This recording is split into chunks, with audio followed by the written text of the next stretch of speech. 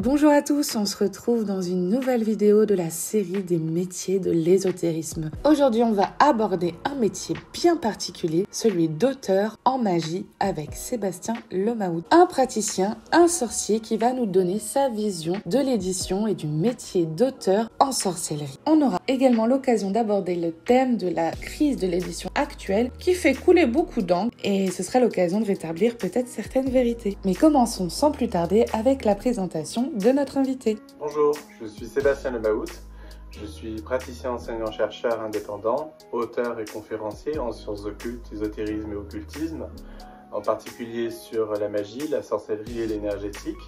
Je suis l'auteur de l'ouvrage Les mécanismes de la pratique magique aux éditions Alliance Magique et du futur livre justement 100 questions pour bien débuter en magie, qui est disponible également en précommande sur Amazon, toujours à la même maison d'édition.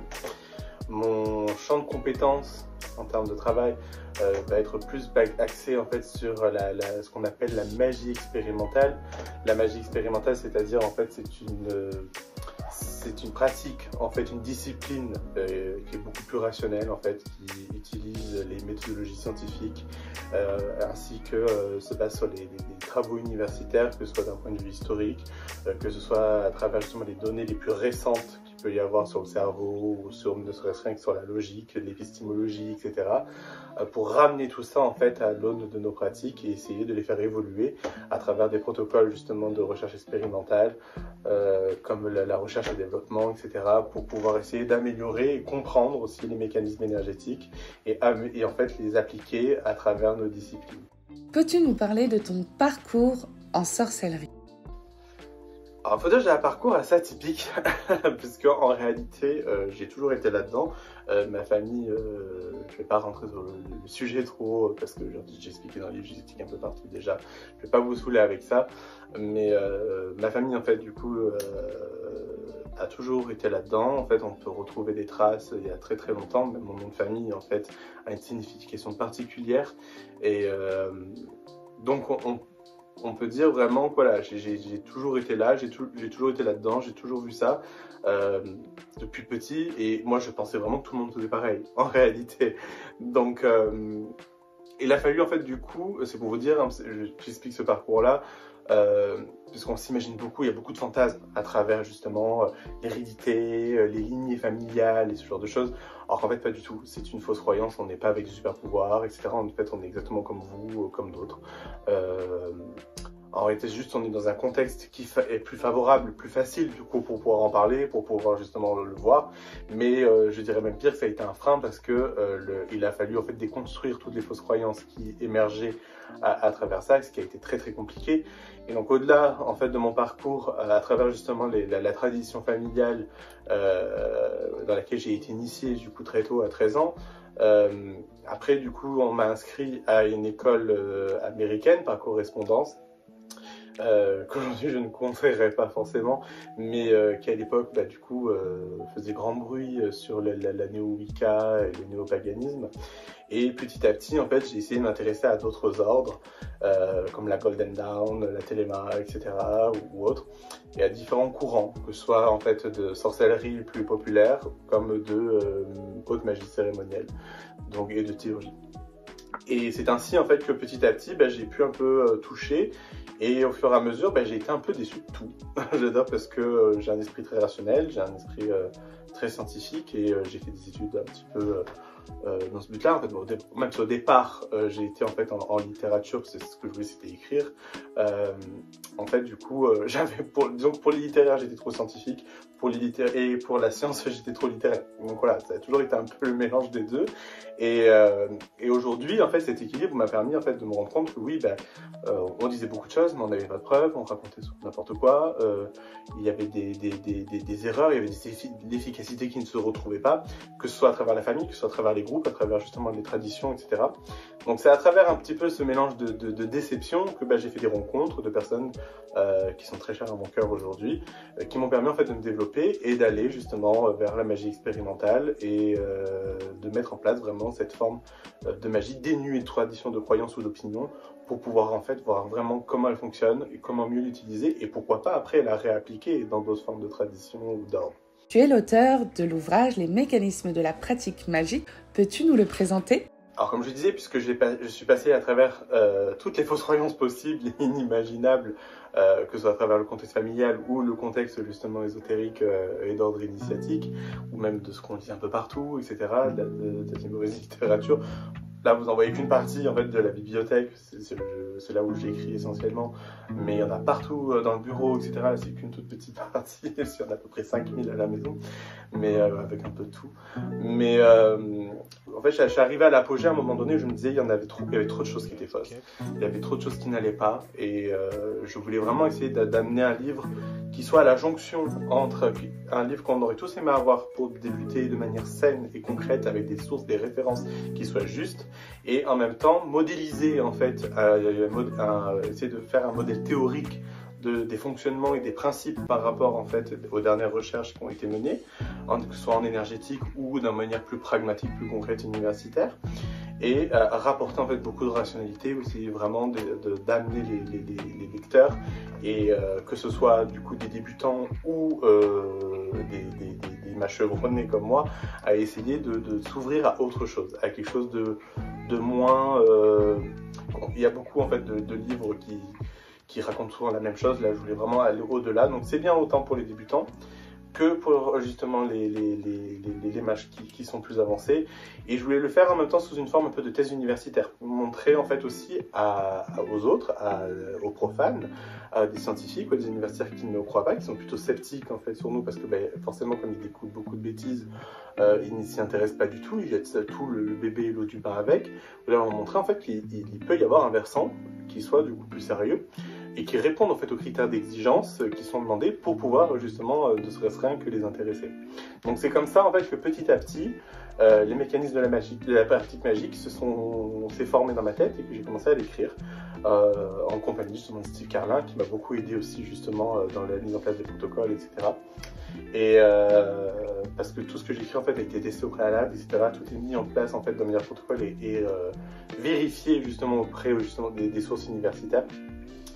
Et donc il y a une partie théorique qui est un peu plus abondante en fait que la partie pratique à l'intérieur, mais la partie pratique en fait elle est importante exactement de la même manière que la partie théorique, parce que ça permet de voir comment on peut mettre en application ce qu'on apprend en fait dans les 8 chapitres. Donc il y a les 8 chapitres, 8 parties pratiques, qui permettent justement de s'alimenter l'une-même.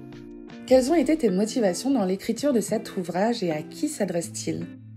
Alors, j'ai déjà un petit peu commencé à répondre à cette question dans à la question précédente, mais vraiment ces motivations, la motivation que j'ai eue, c'était vraiment d'apporter un ouvrage de qualité qui soit beaucoup plus poussé en fait que ce qu'on peut voir, pour que les débutants en fait aient le maximum d'informations. J'essaie de le générer le plus possible. Évidemment, on est obligé d'être restreint parce qu'il y a une thématique à travers l'ouvrage. Donc là ici, on est vraiment dans la thématique de la pratique magique. Donc on ne peut pas s'attendre en fait à une théorie générale en fait de la magie de manière globale. Ça serait très très prétentieux en fait d'arriver à ce type-là d'ouvrage.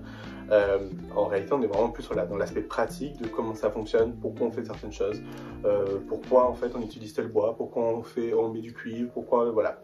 C'est un peu toutes ces données-là. En même temps, effectivement, on brosse un peu le tableau des différentes parties qui peut composer en fait les pratiques. Et ce que je voulais faire, c'est que ce soit en sorte que chaque tradition, chaque courant puisse s'y retrouver, en fait, qu'on ne soit pas cantonné à un dogme ou justement une doxa. Et voilà, c'était vraiment le point le plus important, c'est vraiment le point crucial, dénuer justement tout ça pour que chacun puisse y trouver et ramener justement ces informations-là dans sa pratique personnelle. Donc voilà, et en même temps, j'avais des exigences en fait qui ne se retrouvent pas dans les livres commerciaux et que je voulais atteindre, et les choses qui ont été réussies, puisque justement le livre a été très très bien accueilli, en particulier par le milieu universitaire, donc c'était vraiment le but. On considère ou considérer la sorcellerie comme occulte. Alors, est-ce que l'on peut tout dire ou est-ce qu'il y a certaines choses que tu gardes pour toi ? Disons que la sorcellerie et la magie, en fait, ont toujours été des pratiques occultes, puisque ça fait partie justement de l'occultisme, donc des sciences occultes. Disons qu'aujourd'hui, elles sont moins ésotériques et plus exotériques, de par en fait les publications. Il y a tellement de publications aujourd'hui qui se font que forcément les informations vont commencer à être plus circulées et moins être entre initiés. Même si en réalité, si on constate que malgré justement cette quantité affolante de livres qui sortent, les réels livres en fait où il y a de véritables informations se font très peu, donc reste quand même toujours un petit peu cloisonné entre initiés et pas tout en fait n'est mis. Même si pour moi je suis pas forcément d'accord en fait de garder quelque chose secret, puisque on n'a pas à être en fait le garant ou le dépositaire en fait d'un secret ou d'un savoir. Qui sommes-nous en fait pour pouvoir juger de ce que va en faire l'autre?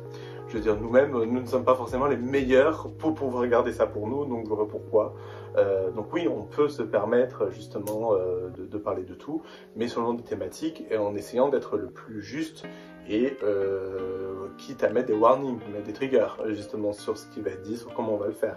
Mais il est important en fait d'être le plus humble possible, se dire voilà, qui sommes-nous pour se dire il n'y a que moi qui ai le droit de savoir, que mon groupe et de garder ça secret.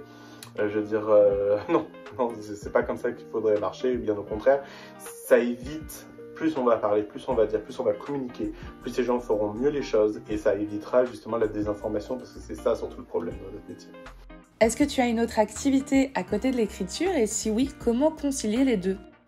On peut dire effectivement j'ai plusieurs casquettes à mon actif puisque je ne fais pas que écrire, je suis praticien aussi à temps complet et en parallèle je suis aussi enseignant, donc je donne aussi des cours justement à mes élèves sur la pratique magique et j'organise aussi justement des recherches en protocole ou autre qui prennent aussi beaucoup de temps parce que du coup tout ce qu'on fait à travers la recherche ça permet justement de faire avancer la pratique, les connaissances et en même temps du coup pouvoir après les livrer plus tard dans des ouvrages ou des articles de fond. Donc, et en même temps voilà, j'ai d'autres projets aussi d'écriture qui sont en dehors en fait de l'ésotérisme. Mais donc et aussi ponctuellement de temps en temps il y a aussi créateur de contenu donc que ce soit en termes de vidéos ou sur les réseaux sociaux. Tout ça pour pouvoir essayer en fait de conjuguer justement ces différentes casquettes. C'est sûr qu'il faut avoir une discipline de fer, donc une autodiscipline vraiment drastique à travers l'emploi du temps. Donc ça, il n'y a pas de secret. J'ai un emploi du temps qui est très chargé, qui est très lourd et qui est du coup très strict, très millimétré, dans lesquels en fait chaque heure, à chaque étape de la journée, il y a en fait des phases dans lesquelles je vais me concentrer ou ça, ou sur ça, ou sur ça, ou sur autre chose. Et donc voilà, ce qui fait des nuits assez courtes, effectivement. Quelle est pour toi la plus grande difficulté lorsque l'on souhaite écrire un ouvrage de sorcellerie?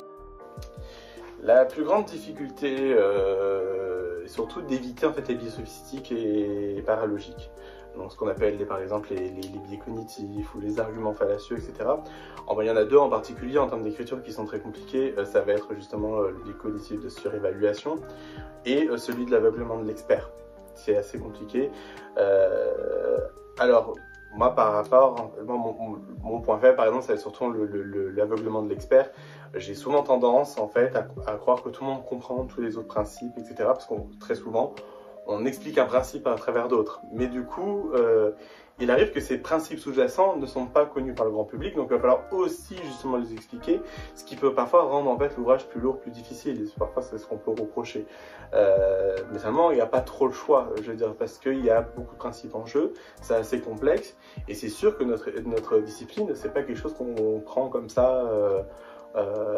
Le moment où on s'ennuie, on lit 3 pages, non, c'est une vraie étude. Si on veut aller loin, si on veut faire des choses qui sont concrètes et réelles, il faut se donner à fond dedans et c'est assez compliqué. D'autant plus en fait que toute la pratique magique ou les disciplines ésotériques sont très souvent accompagnées en fait de la pensée complexe. C'est un concept qui est cher par exemple à Edgar Morin et c'est un exercice très difficile et qui est pourtant primordial si on ne veut pas rentrer en fait dans les généralités ou tomber comme font beaucoup dans les indolences des faux experts et leurs arguments fallacieux.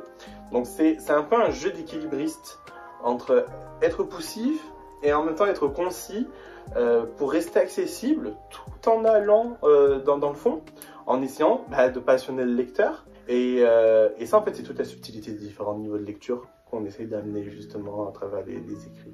As-tu observé un changement depuis tes débuts dans la pratique au niveau des parutions de livres ésotériques et qu'en penses-tu ? Oui, il y a 20 ans, je me rappelle encore justement quand j'allais à la Fnac ou ailleurs, on avait en fait que les grands classiques. Il y avait les Papus, etc., les très très grands classiques, et on ne vend pas tous, de manière très limitée. Sinon, on avait des listes commerciaux ou bas de gamme, donc c'est vrai que on n'avait pas grand chose. Et c'est avec les années, au fur et à mesure, que les choses se sont développées. En fait, depuis, il y a eu des maisons d'édition spécialisées avec vocation de vouloir en fait élargir la sphère ésotérique francophone à des pratiques ou des traditions qui étaient méconnues, voire totalement inconnues en fait du public, et pourtant qui, outre-Manche ou outre-Atlantique, tout le monde connaissait depuis déjà plusieurs décennies. Donc, ils ont essayé de ramener tout ça, essayé d'amener en fait un nouvel essor, et c'est ce qui a fonctionné, puisque du coup, d'autres maisons d'édition sont nées par la suite, et même les grands groupes, très connus, ont commencé aussi justement à rentrer un petit peu dans ce jeu éditorial, et donc ce qui a permis d'apporter beaucoup de publications. Évidemment, comme dans tout, quand ça apporte beaucoup de publications, on va avoir autant de la publication qualitative que de la publication catastrophique, et à peu près à échelle, malheureusement pas 50-50, hein, c'est pas très bien proportionné. On a bien souvent, au début on commençait à avoir de la qualité, puis le merchandising, etc. a augmenté, et donc on a encore plus de mauvais livres aujourd'hui qu'avant. Mais cet effet-là, en fait, c'est juste par effet publication, parce qu'il y a beaucoup qui veulent publier pour pouvoir continuer à survivre, en fait. Voilà. Donc le marché du livre, en fait, à l'époque, il faut savoir, mon livre, par exemple, n'aurait jamais été édité il y a 20 ans en arrière, parce que c'était pas du tout ce qui était représenté, ce qui était attendu dans le marché du livre ésotérique. C'était un milieu qui était beaucoup trop restreint, auquel, justement, on voulait soit du classique d'il y a 100 ans, soit on voulait en fait du livre commercial. Et voilà, donc il fallait sortir des standards, et c'était quelque chose qui a été très compliqué pour les maisons d'édition, et c'est sûr qu'il y en a une ou deux qui ont réussi à imposer en fait ces nouvelles normes. Quelle est la partie que tu préfères dans ton métier et celle que tu aimes le moins? Alors, ça dépend de la casquette. Je vais donner un exemple, autant pour les deux principales, on va dire du coup le côté écrivain que le côté praticien. Dans mon activité d'écrivain, d'auteur, ce que je préfère évidemment c'est la recherche. Tout l'aspect justement de protocole de recherche, que ce soit de la recherche bibliographique, que ce soit de la recherche justement des effets, etc. sous protocole expérimentaux. Donc on est vraiment dans cet aspect-là où, où là je m'éclate à fond, là je vais chercher non-stop, je vais me donner à 10 000% en fait, parce que c'est quelque chose qui me remplit, et que je suis impatient en fait de pouvoir redonner par la suite. La partie qui me plaît le moins, c'est sûr que la phase de réécriture, de correction, c'est pas la joie.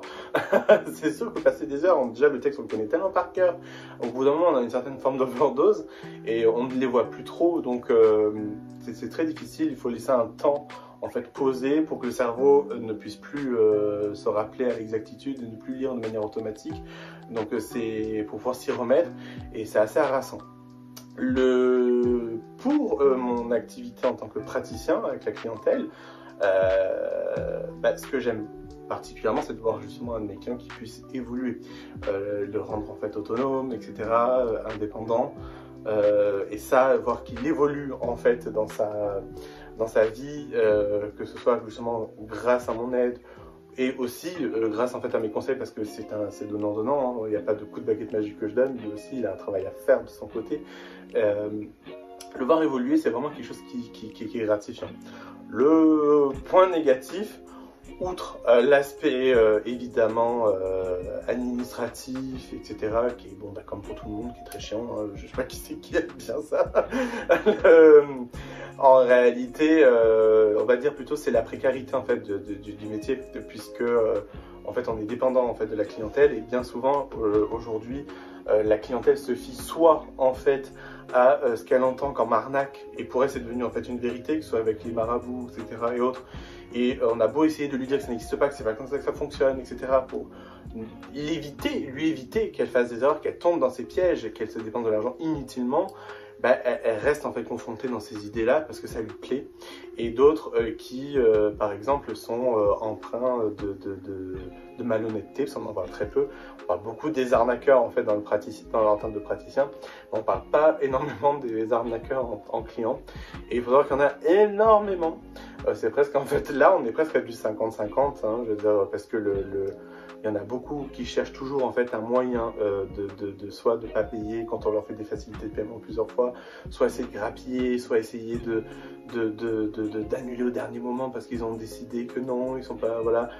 En réalité, en fait, vu nos statuts, etc., c'est un peu comme une forme de terrorisme, et ça nous met dans une terreur profonde. On n'est jamais sûr en fait que l'argent qu'on a, on le garde. Et pourtant, on va devoir derrière après le dépenser, le déclarer, etc. Et donc c'est vrai que c'est très compliqué, et ça fait partie vraiment des choses les plus difficiles en fait à gérer. Penses-tu qu'il est difficile, avec la mode actuelle de l'ésotérisme, d'écrire un ouvrage de sorcellerie, de se faire publier, notamment pour se démarquer des autres? Je dirais qu'aujourd'hui, plus que jamais, en fait, ce n'est plus aussi compliqué qu'avant de se faire éditer. Surtout dans notre domaine, l'évolution éditoriale, comme on en parlait justement, a ses bons côtés comme ses mauvais évidemment, et puisqu'il est plus facile de se faire éditer, les pires aussi, donc le plus mauvais se fait aussi plus éditer facilement, et donc voilà, il y a toujours un peu le revers de médaille, mais il reste encore beaucoup de choses en fait pour pouvoir se démarquer. En réalité, en fait, si on regarde un petit peu dans les librairies ou autres, malgré qu'on ait plein de livres maintenant sur des sujets, des thématiques très différentes, on n'explore pas, en fait, ces livres-là ne font très souvent que répéter. En fait, ils n'explorent pas, ils ne vont pas au-delà en fait, des concepts en fait, qui sont déjà préétablis et communs. Donc oui, il y a encore un champ des possibles qui est non emprunté, ou très peu, et franchement, si on partait là-dedans, et c'est des sentiers, on s'en sortait des sentiers battus, on peut se démarquer très très facilement, et c'est ce que j'ai réussi à faire, et je pense même déjà à d'autres dans cette manière-là, et il y en a qui le font très bien aussi, et donc oui, il y a encore cette possibilité-là. Quels seraient tes conseils pour les lecteurs quant à la façon de choisir un livre de magie? C'est une question très très intéressante et très importante, puisque effectivement on va dire que par exemple si je devais sur 5000 livres qu'il y a à la maison sur le sujet, si je devais par exemple en conseiller, en fait des vraiment très très sérieux, des très très bons, excellents, il n'y en a même pas 10 en réalité, après c'est du moyen ou voilà, du passable à du très mauvais. Mais la première des choses en fait qu'il faut vérifier déjà, c'est la bibliographie. La bibliographie, plus vous avez une bibliographie qui est chargée en fait et qui est généreuse et qui est sourcée, et les sources qui ne sont pas toujours les mêmes, qui ne sont pas toujours les mêmes auteurs, qui ne sont pas toujours en fait des mêmes disciplines, etc. Donc qui sont hors champ aussi de nos disciplines et qui ont des références universitaires solides, ça va permettre justement de se dire ok, il y a des chances que le livre soit bon. Ça ne veut pas dire que c'est forcément le cas, hein, mais il y a plus de chances. Et quand vous n'en avez pas du tout, en fait, de bibliographie, ça c'est le genre de choses qu'il faut éviter. Ça veut dire qu'il n'y a aucune source, il n'y a rien. En fait, vous vous basez sur les allégations de quelqu'un sans rien. Il vous avance aucune preuve de ce qu'il va vous dire. Donc c'est quand même un petit peu touchy. Là, il faut y faire attention. Et il y a vraiment une citation d'Arturo Pérez Reverte, en fait, que j'apprécie beaucoup, qui correspond à ça. Il disait « Méfiez-vous toujours de ceux qui ne lisent qu'un seul livre ».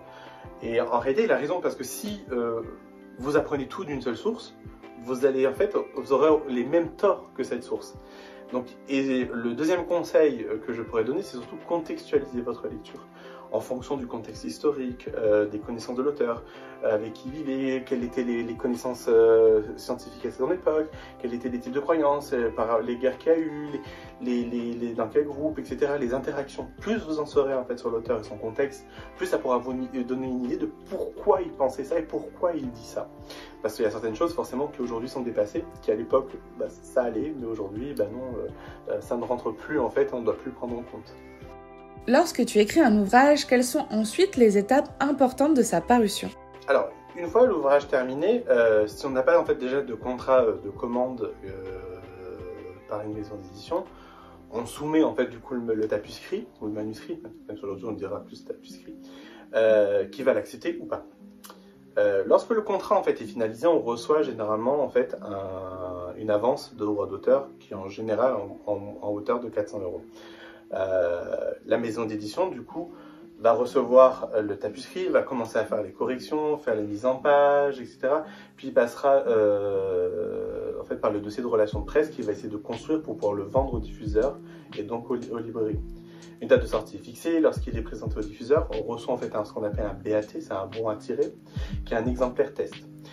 Il faut savoir en fait qu'un auteur touche en moyenne dans un premier livre, dans tout genre confondu, entre 6 et 8% en fait pour un premier travail. C'est très peu. C'est très rare en fait une maison d'édition qui va commencer un peu plus haut.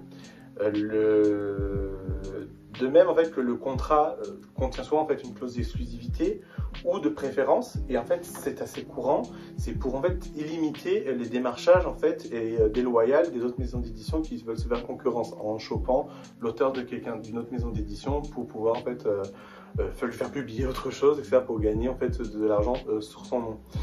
On l'a très bien vu par exemple ces derniers temps avec le changement par exemple de Guillaume Musso qui était aux éditions XO, qui est passé après chez Calment Lévy, etc. Ça a été carrément un boom d'un point de vue financier en fait dans le milieu éditorial. Donc voilà, on devient en fait vraiment on devient une marque, donc c'est évident en fait, on est quand même si on est dans le côté littéraire et que ça fait fantasmer, ça reste quand même toujours un métier, ça reste une entreprise. Donc c'est tout à fait normal et très courant en fait. J'ai beaucoup d'auteurs et d'amis auteurs et j'ai beaucoup aussi travaillé en partenariat avec des maisons d'édition plus généralistes et c'est quelque chose qu'on retrouve partout. Donc, moi j'ai eu de la chance, c'est que étant donné que je suis un peu un ancien de ma maison d'édition, je n'ai pas eu en fait ce genre de clause, puisque de toute manière je comptais pas aller ailleurs, donc ils le savaient très bien. Et ma maison d'édition, ce qui était bien en fait, c'est que on commençait directement à 10% en fait de droits d'auteur, c'est 10% qui sont évolutifs. Ça veut dire que plus on en vend, plus on passe après à 12, plus après à 15. Il faut savoir qu'en général, en fait, il y a un premier tirage, surtout dans notre domaine, c'est un domaine niche. Donc on a un premier tirage généralement de 1000 livres imprimés et il faut les écouler par exemple pour pouvoir commencer à augmenter en fait son pourcentage de droits d'auteur. Les étapes après, une fois que du coup tout ça a été fait, le livre est sorti, la législation en fait oblige pour toucher un droit d'auteur, il faut qu'il y ait minimum 6 mois de vente consécutifs. C'est-à-dire, puisque l'année fiscale d'un livre commence du 1er janvier au 31 décembre, si le livre sort à date après du coup le 1er juin, forcément vous ne toucherez pas les droits d'auteur avant, non pas l'année d'après, mais l'année d'encore après. Et ce sera du coup que le cumul. Je vais vous donner un exemple simple. Si le livre sort par exemple en octobre 2022, vous ne toucherez pas vos droits d'auteur en 2023, mais qu'en 2024. Et il y aura le cumul du coup d'octobre à décembre, plus de janvier à décembre de l'année d'après. Et là, ils auront en fait en 2024 ce cumul-là. Il faut savoir également que les chiffres de vente, etc., en fait, on les a généralement dans les 3-4 mois qui suivent. Donc, on est payé en même temps qu'on reçoit justement la fiche du nombre de ventes, généralement au mois de mai. Dans les droits d'auteur, évidemment, on va devoir enlever les cotisations à la GESA, c'est un peu l'URSSAF, c'est les cotisations retraite, etc., ou de Sécu. Et on va pouvoir voir aussi, à travers ces décomptes, combien il y a de livres encore en circulation dans les librairies et combien il y a de livres vendus réellement. Parce qu'il ne faut pas se fier en fait, à Amazon ou autres qui sont des estimations et qui, eux, ne concernent que... En fait, il y a souvent des livres qui restent aussi en étagère. Ce qui fait qu'on ne sait pas totalement tant qu'il n'y a pas eu ce décompte-là qui a été fait officiellement. Donc voilà, c'est à peu près comme ça que ça marche pour tout le monde. De toute manière, c'est la législation qui veut ça. On entend beaucoup parler en ce moment d'une crise de l'édition. Est-ce qu'elle existe vraiment et est-ce que tu peux nous en parler ? Effectivement, il existe bien en fait une crise éditoriale depuis plus d'1 an maintenant qui tente petit à petit à se résorber. C'est arrivé en fait lors de la crise sanitaire et des confinements. En fait, nos habitudes d'achat de livres ont augmenté puisque du coup on s'ennuie. Donc forcément, plus de papiers ont été produits et imprimés pour pouvoir en fait répondre aux besoins et aux demandes en fait du chaland. Puisqu'il fallait les envoyer, forcément le carton aussi. Le carton étant de la même famille que le papier, ça fait en fait une surconsommation. Évidemment, en fait, les productions de papier et de carton ont vu leur bois diminuer puisque pendant les confinements, ils ne pouvaient pas en fait du coup traiter et créer du papier. Donc évidemment, on imprimait plus et il y avait moins de papier qui se faisait. Donc les imprimeries ont été obligées de puiser dans les stocks de ce qui leur restait. Et étant donné qu'il y avait beaucoup de cette consommation qui a explosé, énormément en fait, de grands groupes, de grands réseaux ont commandé en prévisionnel beaucoup plus de livres de toutes sortes pour en fait justement prévoir et ne pas être en rupture de stock, que ce soit par exemple des groupes comme Amazon, etc. On en commandait énormément. En même temps, il y a eu justement la crise des transports, etc. aussi, qui a augmenté les tarifs en fait de livraison. Du coup, le papier en un an a augmenté de 70% en fait de son prix de vente. C'est ce qui a mis à mal en fait du coup les maisons d'édition qui n'ont pas et qui certaines n'ont pas en fait leur propre imprimé, leur propre stock. Et par-delà de ça, il y a eu en fait la guerre en Ukraine et dans les pays de l'Est. Il faut savoir en fait que on dit beaucoup oui, souvent on met tout sur le dos de l'Ukraine, il n'y a pas tout qui est fait là-bas. C'est vrai que là, en l'occurrence, oui, c'est qu'en fait le papier, il est très souvent fait en fait dans les pays de l'Est et parce qu'il coûte moins cher et en fait il est plus facile à distribuer et à faire. Et du fait en fait des frontières et de la livraison, ça a été ralenti et les coûts ont explosé. Donc tout ça s'est rajouté et évidemment comme tout phénomène de mode, il y a un pic et au moment où on arrive à son apogée, il disparaît aussi vite qu'il est apparu et en fait les grands groupes comme Amazon etc. ont fait des prévisionnels qui étaient un petit peu trop fortes et quand un livre en fait est là et ne se vend plus, au bout d'un certain temps en fait on les renvoie au diffuseur et le diffuseur va les renvoyer en fait à l'éditeur. Mais c'est pas sans coût puisque les grands groupes en fait achètent à prix bas le livre en fait aux diffuseurs qu'ils ont pris en fait chez l'éditeur et donc là ils vont demander remboursement, ce qui fait que les maisons d'édition qui ont continué en fait à payer pour pouvoir produire d'autres livres etc. se sont retrouvés avec des réclamations en fait de retour de vente énormes par ces grands groupes là et ce qui les ont mis en fait en faillite et en de très très grandes difficultés. Donc oui, cette crise-là existe et même si elle commence un petit peu à s'améliorer, ce n'est pas en fait ce qui est de mieux, ce qui a fait qu'énormément de maisons d'édition, de groupes en fait ont chuté et ont même mis la clé sous la porte cette année. Comment as-tu choisi la maison d'édition dans laquelle tu es publié ? Là aussi, je suis un peu atypique dans le processus. En fait, j'ai évolué dans le milieu de l'édition plus généraliste des romans, comme je disais tout à l'heure. Donc, je connais très très bien en fait ce milieu-là. Et je voulais en fait sortir mon premier livre ésotérique dans une maison d'édition qui a les mêmes valeurs en fait que moi et je voulais absolument des contrats qui soient clairs et ne pas me faire avoir comme beaucoup d'auteurs et d'amis que je connais et même certains qui sont très très reconnus, que vous connaissez même sûrement. Et donc moi voilà, je voulais avoir une certaine clarté en fait dans tout ce qui allait se passer. Et à ce moment-là en fait, mon ami Arnaud Tullier avait fondé la maison d'édition Alliance Magique qui répondait justement à tous ces critères-là. Et donc évidemment, vu les valeurs véhiculées, le sérieux et la spécialisation en fait vraiment de la maison d'édition, c'était naturellement vers là que j'ai voulu aller avant même d'avoir écrit une seule ligne. En lui parlant du projet, j'ai toujours en fait des contrats de commande. Donc oui, disons que voilà, je suis un peu atypique dans ce parcours. Es-tu inquiet concernant ta condition d'auteur dans la reprise de ta maison d'édition par un autre groupe ? Il est évident que ça fait poser des questions. Les groupes rachetants, le groupe rachetant n'a pas exactement les mêmes valeurs en fait, véhiculées que la maison d'édition originale, même si elles sont tout aussi honorables, hein, attention. Cependant, j'ai aucune crainte, vraiment, puisque ce sont des gens qui tiennent à cœur leur métier, qui connaissent très bien, qui savent très bien ce qu'ils font, et je suis sûr qu'ils vont tout faire en fait, pour faire perdurer en fait, les valeurs de l'Alliance Magique à l'origine. Qu'est-ce que l'AGESA et en quoi peuvent-ils t'aider dans une situation comme celle-ci ? Là, on est au côté plus administratif, que j'aime moins, mais ce qui est très important quand même dans la vie d'un auteur, puisque j'ai fait partie justement aussi de ceux qui ont signé pour le groupe de Samantha Bailey qui luttait pour les droits d'auteur, justement d'un point de vue ministériel, pour la précarité en fait des artistes-auteurs.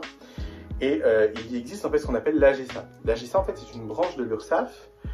Donc c'est la sécurité sociale un petit peu des artistes-auteurs et c'est son nom en fait qui gère les cotisations retraite, la protection sociale ainsi que la couverture médicale, etc.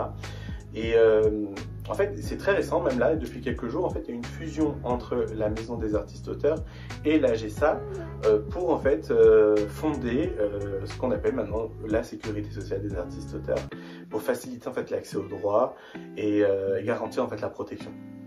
Et dans le cadre en fait du rachat de la maison d'édition, après liquidation judiciaire, en fait, j'ai pu m'approcher d'eux et c'est eux-mêmes en fait qui m'ont mis en lien avec des juristes qui ont permis en fait de me rassurer sur la continuité des paiements des droits d'auteur de l'année en fait sous liquidation judiciaire. As-tu d'autres projets d'écriture à l'avenir et si oui, en quoi ton prochain ouvrage sera différent du premier ? Oui, je fourmille d'idées d'écriture. Alors évidemment, comme je disais tout à l'heure, il y a le prochain livre, justement, 100 questions pour bien débuter en magie aux éditions Alliance Magique, qui est en précommande. Je suis en train de le finir, donc c'est pour ça que les dates parfois se reculent sur Amazon. Mais vous pouvez avoir déjà en fait une couverture provisoire, mais sinon on ne sera pas là celle-ci, avec le résumé, etc. Donc ça vous donnera déjà une idée. Il sera très différent en fait du premier, de celui-ci, puisque là je vais vraiment me concentrer sur l'aspect débutant. Et il va être construit en fait sur un système presque un peu comme un manuel scolaire. Il va y avoir 5 thématiques qui vont chacune en fait être découpées par un niveau, avec des contrôles, etc., des exercices et autres. Donc on va pouvoir vraiment voir en fait son évolution et contrôler si on a bien compris, etc. Il va y avoir pas mal de fourmiller de plein de petites choses, de petits encarts, des notions historiques, notions de vocabulaire, etc., etc. Et en même temps, c'est à la fois pour débutants, donc on pourrait dire est-ce que celui-ci est plus complet que l'autre? Non, puisque j'ai pu développer certaines choses que je n'ai pas développées dans celui-ci, mais en fait l'amener d'une autre manière. C'est simplement en fait voilà, là où ça va changer. L'amener d'une autre manière, mais les deux vont être complémentaires parce qu'effectivement je fais en sorte de ne pas me répéter. Donc évidemment, ça c'était le point fondamental. Et donc à la fin, il y aura évidemment le cahier de réponse, le cahier de solution, etc. Donc on est vraiment dans cette approche-là plus ludique qui va permettre en fait au lecteur vraiment d'être presque comme dans une école, avec les mêmes critères, les mêmes exigences en fait que j'ai toujours, hein, qui sont toujours aussi dans le premier, peut-être même encore un peu plus à la hausse, et essayer en fait d'apporter un nouveau regard en fait sur la manière de pratiquer. Et quelque chose qui n'aura et sortir des sentiers battus comme on disait tout à l'heure. Donc c'était vraiment voilà, c'était un peu les leitmotivs en fait de l'écriture de ce second livre. Quels seraient tes conseils pour les personnes souhaitant se lancer dans l'écriture d'un ouvrage ésotérique? Le meilleur conseil que je pourrais donner lorsqu'on veut se lancer en fait dans l'écriture d'un livre ésotérique, déjà c'est de lire autre chose en fait que du livre ésotérique. C'est bête hein, comme ça, mais à dire, en réalité, lisez des ouvrages scientifiques, lisez des ouvrages esthétiques, lisez des autres formes de tradition, lisez des ouvrages qui nous contredisent. En fait, faites des expériences, ne vous lancez pas comme ça tout d'un coup en fait à l'écriture, juste parce que vous croyez connaître ou vous pensez que c'est juste ce que vous allez dire, etc.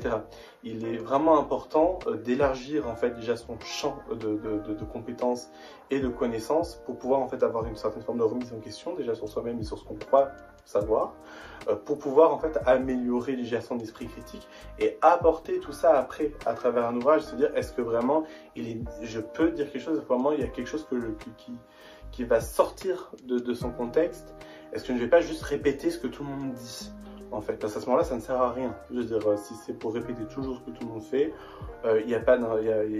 c'est pas utile. Après, les autres conseils que je pourrais donner, outre le fait de lire voilà, beaucoup de choses, etc., et pour pouvoir aller en profondeur en fait dans le thème que vous allez traiter, évidemment c'est aller plus loin après dans l'écriture. Malheureusement aujourd'hui en fait on se retrouve beaucoup dans des ouvrages, je dirais pas qu'ils sont mal écrits, c'est pas ça du tout, mais qui restent en fait écrits d'une manière très simpliste, beaucoup trop polissée, etc. et auquel en fait il va falloir un petit peu maintenant voilà, développer en fait, aller plus loin et essayer ne serait-ce que dans les choix des meilleurs termes, des mots les plus justes, etc. Donc toujours revenir justement sur les définitions, des définitions qui sont établies et non pas essayer de se les réinventer, comme a toujours fait l'ésotérisme. En fait, c'est un problème qui est commun, qui n'est pas d'aujourd'hui, et essayer justement d'aller plus loin. C'est toujours ça, c'est aller plus loin. Donc il ne faut pas hésiter à regarder ce que tout le monde fait, ce que les gens nous contredisent, et même des sujets qui ne sont pas forcément en rapport avec ça, parce que parfois vous allez trouver en fait vraiment des idées, vous allez trouver des informations qui peuvent être en fait super importantes et que vous pourrez ramener justement dans votre pratique et dans ce que vous allez expliquer. Et c'est ce qui va donner toute la richesse en fait à ce que vous allez écrire. Merci énormément à Sébastien pour cette vidéo, il a fait un travail extraordinaire. N'hésitez pas à aller le suivre sur ses réseaux, il fait toujours du contenu très utile. Nous, on se dit à bientôt et j'ai hâte de vous lire en commentaire.